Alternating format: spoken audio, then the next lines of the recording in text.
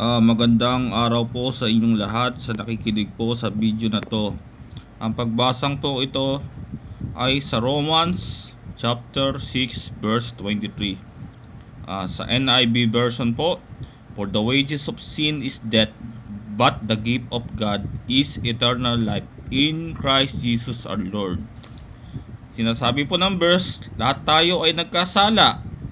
Lahat tayo ay hindi karapat-dapat sa Diyos. Hindi tayo makakalapit sa Diyos. Lahat tayo ay spiritually dead sa Kanya. Pero, nung tinanggap natin ang Panginoong Hesus, nagkaroon tayo ng buhay na walang hanggan or eternal life sa English po. Ano ho ba tong eternal life na to? Ang eternal life ay buhay na walang hanggan.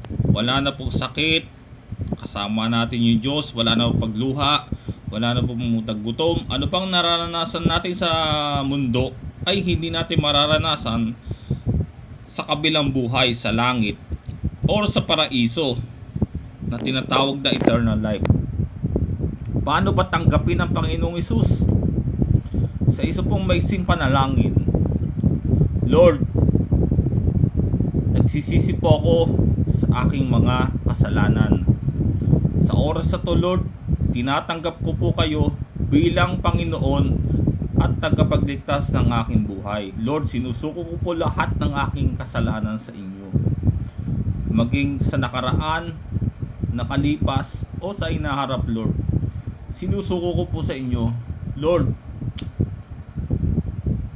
sa oras na to, kayo po ang bahala po sa buhay ko, Lord. Maraming salamat, Lord, sa pagtanggap mo sa akin kahit na ako'y hindi karapat-dapat. Maraming salamat, Lord, sa lahat ng pagkakataon upang makilala ko kayo. Maraming salamat, Lord. Ito ang dalangin ko sa pangalan ni Jesus.